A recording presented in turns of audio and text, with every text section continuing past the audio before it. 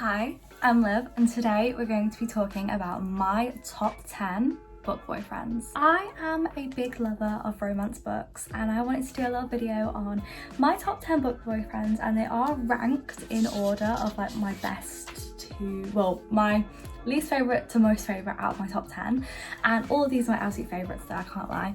So let's talk through them. I'm saying what book they're from as well, and my reasonings. I just thought it'd be a nice video to talk about book boyfriends because I'm delusional. So starting this list at number 10 is from Good Girl's Guide to Murder series, Especially As Good As Dead, and that is Ravi. Ravi's character is such a good character. He's such a golden retriever. He basically is introduced in the first book as Sol Singh's brother, and he is helping Pip try and figure out who truly is the one who made Andy Bell disappear. No matter what, he's always by Pip's side, and he's always there to help her. And by the last book, you can really see how invested Ravi is, the lengths he would go for Pip. Without spoiling the book, I'm gonna say how he helped her cover up things that could have got him into big trouble, put himself at risk to have been arrested and potentially imprisoned. He really risked his life for Pip, and for that he has to be in my top 10. And last of all, the fact that he waited. If you have read A Good Girl's Guide to Murder and you've read all the books, you know what I mean. He waited. I'd love a spin-off book where we get to see like the future of Pip and Ravi, not gonna lie. I thought that'd be such a good book to read. I don't know, Holly Jackson. Next we have a book that I've not read in a long time. Like I read this last year, and this is from Love and Other Words. So I've next put Elliot. So Elliot is, his story is, the book trope is second chance lovers. It's second chance and it's childhood friends to lovers. So Elliot knows our main character Macy, and oh, ice cream answer. Elliot used to basically live, holiday home was like across the road from Macy, and they grew up as friends and they ended up falling for each other. Something happened when they were younger, and it resulted in Macy never seeing Elliot ever again, and they broke off their relationship after knowing each other their whole life. Years later, we're talking like, I think like 7 or 14 years later, they bump into each other at a coffee house and they end up chatting, and Elliot ends up asking Macy if she'll come to dinner with him, and they start hanging out and rehashing their relationship and talking through why Macy left and why she completely distanced herself from Elliot. When the truth comes out, it is so heart-shattering and it's so heartbreaking. I put Elliot in my top 10 because he waited for her. Like, he waited all these years to finally talk to her again, and I think that's beautiful. Even after all these years, he still cared about her. I also put that this whole like childhood friends to lovers, he truly was there for her as a friend when they first like met each other and everything. He truly wanted to be her friend, and they bonded over reading, and they just had a really great relationship with each other. And then when they started to date, he was never too pushy. He was always just there for her if she wanted to try and kiss him or anything. And I just thought that Elliot's character, it gives such like a warm hug sort of vibe. Like, he's very soft spoken. Even when he's being emotional, he's just being raw and open. He's not like being aggressive or anything. I just think Elliot is he's a character that needs a hug. That is Elliot. At number 8, I have Archer's voice. So I picked Archer for number 8, and my reasonings are that Archer actually has my heart in like a chokehold. I am obsessed with him. Archer I picked because he wanted to find himself for, I think she's called Brooke, or is it Bree? It's Bree. He wanted to find himself for Bree, and by this I mean there is a section in the book where Archer does make a big choice in his life where he wants to see if he can make his own life on his own. He doesn't have to rely on other people to talk for him. So Archer's voice is about a guy called Archer, and he can't talk to anybody. He can still hear and everything, but he is mute. He has no voice because of an accident that happened to him. And Brie can speak sign language, so that's how they communicate with each other. He feels like he can't do anything, and so why would he want to be with somebody and drag them down if he really can't do anything with his life? He always needs someone else there for him, someone else to talk to him and talk for him. And so he ends up wanting to be better for her. He wants to prove that he has a reason to be with Brie and a reason to be living. And it's just so emotional, like that whole section. Like, I was crying my eyes out. I did a video on that book. I also said that he trusted her every time that she was off somewhere and he couldn't exactly like contact her or something, like, or anything, because obviously he can't talk on the phone, or even like other bits and pieces. Loads of things happen basically. Even when like she was helping him experience things he'd never experienced for the first time, he trusted her no matter what. And the haircut scene. I also want to say this book was very much about healing each other. Like, Archer needed to heal himself and Brie needed to heal herself, and they helped each other with that, which I loved. I just think that Archer he's such a sweetheart. At number 7, I've got a character not from a romance but from a dystopian book. Now this is from the book The Fifth Wave, and this is Evan Walker. Evan Walker, I feel like nobody talks about. So Evan Walker is one of my top 10 book boyfriends because he truly risked everything. He truly risked his life and his existence for our main character. He really did, and he really wanted to do everything for her. He also nursed her back to health and helped her and tried to help her find her brother. I love this. I just think that he is such a good character and he really does have my heart, and I was an absolute mess reading that book. I think that Evan Walker is truly a brilliant character and I love him. He's great. I also felt at the ending, like his sacrifice that he made and the amount of effort he made to help this operation happen the way it did and to help our main character, our girl, I just felt like he really risked everything. He risked it all for her. Next one I've got is from a book I recently read, and it was Just for the Summer, and this is Justin. Justin is such a golden retriever. I mean, he does things for other people all the time, and that is why I love him. So in Just for the Summer, both our main characters have family problems going on. She doesn't get on with her mum, and her mum's like wishy-washy. She appears sometimes and she disappears. And Justin's mum is in a bit of a situation in which he needs to take over looking after his siblings. He does this without any questioning. He offers to do it straight away, look after his siblings. He's got a life of his own, but yeah, he's gonna like completely upend his life so he can look after his 3 brothers and sisters.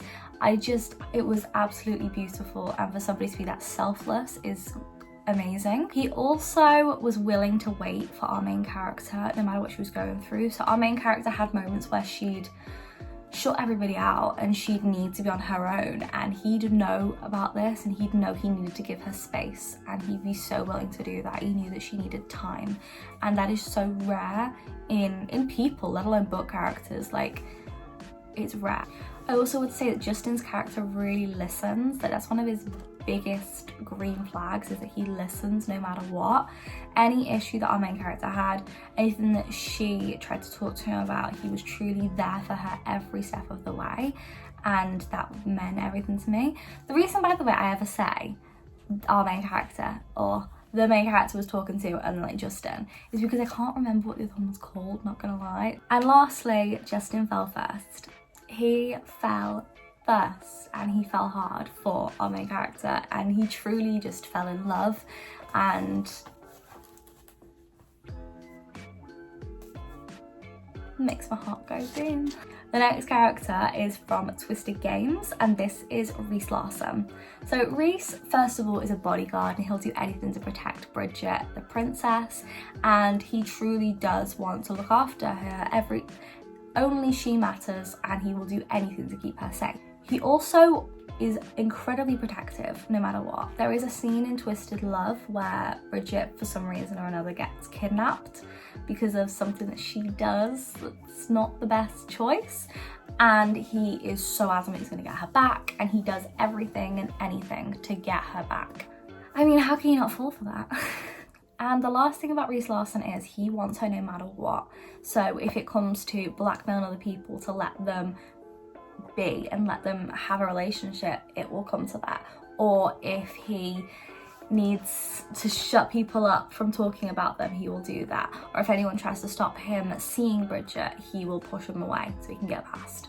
He's that type of person that nothing will stop him from seeing his girl. At the number 4 spot, we have one of my all-time favorites. Now this is my top 5, this whole section here. So we had like Reese Larson started this top 5. So number 4, Alex Volkov. Alex from Twisted Love. He's the one that set it all off. He was the first billionaire boyfriend in the whole Twisted series. I absolutely adore him. I think he's brilliant. And my reasons are, in every book, Alex is vital. He helps out all her friends. He has so much dirt on other people and he helps in so many different ways. And I just feel like that being necessary. He's a necessary person in every book. Just every book, it bumped him higher up on my list of my favourite people in books. He also grovelled for, I'm going to say now, this is a spoiler, but he grovelled for a year. A bloody year. That is a long time. And he did it, rain and shine, always there. No matter what it took, he was adamant he was going to win his girl back, and that is dedication. He also puts his family first. In later books, when he does have a family with Ava, he always is a family man and he's always putting his family first. And the person he puts first though is Ava, and it always is. There's a part in Twisted Lies where Christian threatens Ava and Alex is like, you what? What are you gonna say about my wife?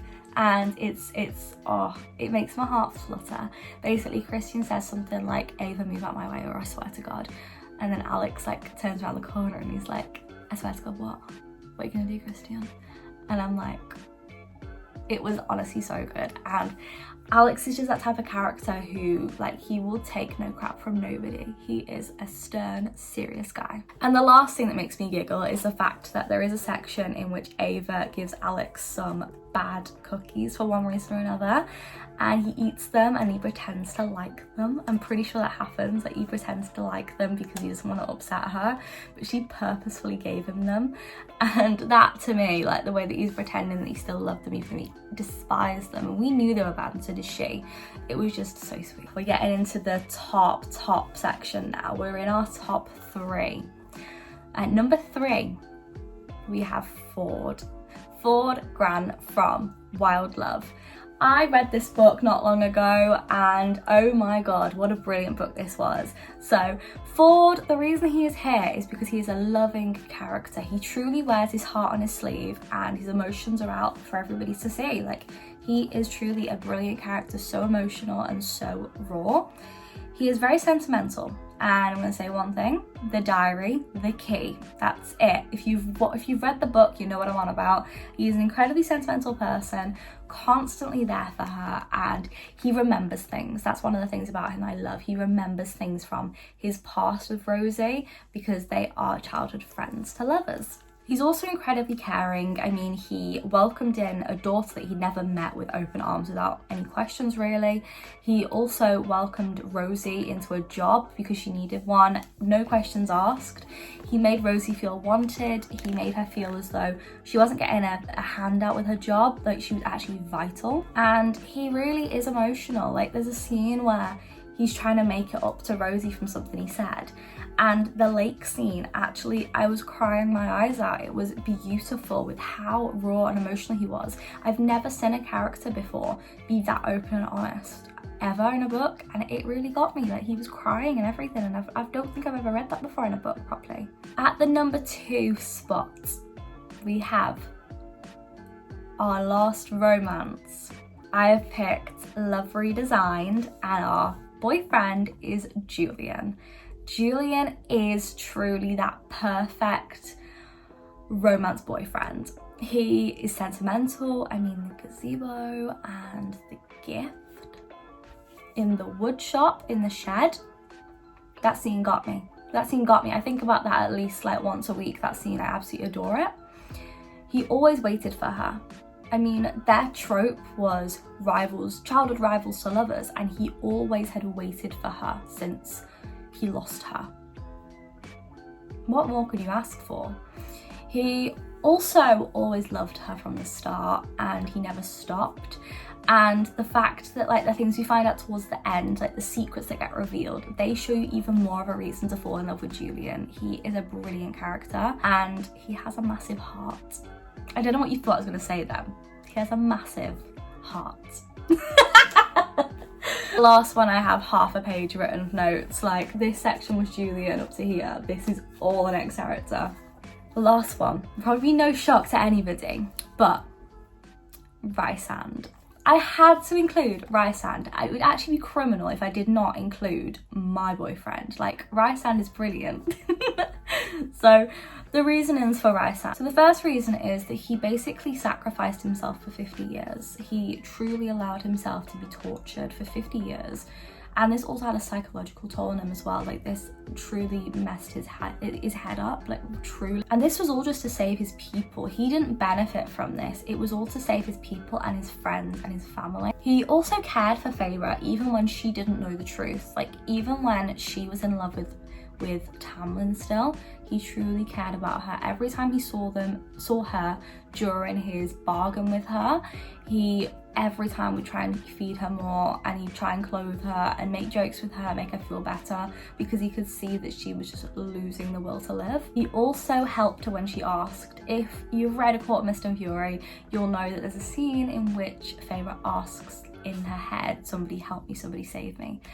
And Rysand does. He comes to her rescue because she needed her. Also, the amount of help that he gave her under the mountain was exceptional. Like, it was brilliant. He truly gave her so many hints, so many clues, and sometimes just the answer to questions that she needed, and basically helped her save everybody. He also welcomed in Feyre's family and friends with open arms, no questions asked. He didn't have to do that. He could have just sent them away or asked them to live somewhere else, but no, he homed them and he housed them. He gave them food, he fed them, he helped them, gave them allowances. He truly did what he didn't have to because he wanted to make people happy and he wanted to help. He also trusted Feyre with important tasks, whereas Tamlin would not let Feyre do anything. No matter what, Rysand would trust Feyre. And A Court of Wings and Ruin truly showed me this when Feyre was a spy for Rysand. Truly showed me all that with what she had to do. He could have easily sent somebody else to do that because he didn't trust her. But no, he truly entrusted her every time with any task he gave her. And that's the perfect guy, someone who trusts you no matter what. I also want to say he made the biggest sacrifice and truly paid the price for something he did to save the world, and he truly is a brilliant character. And the last one I want to say is, no matter how do I say this without ruining it? No matter how much he wanted to tell Feyre things, and no matter how much he just wanted her to know the truth with something, he allowed her to find out on her own. He allowed her to accept it or dismiss it or decline it. And I think that's really, really, really brave of him. I think the fact that he truly let Feyre have a decision in her own life was everything to Feyre. She never really had a choice in her life. She always had to be the one who grew up and did all the parent things. And the fact that he gave her that option to actually have a choice, I feel like that is everything. When he knew what she'd been through, he gave her back her choice. Right, those have been my book boyfriends. I want you to tell me down below what your book boyfriends are. Who are your top 3? I want to know. Tell me down below, subscribe and like and do that stuff. We're really close to 800 subscribers. I'm actually ecstatic. I'll see you guys soon with another video, and hope you have enjoyed. See you next week. Bye.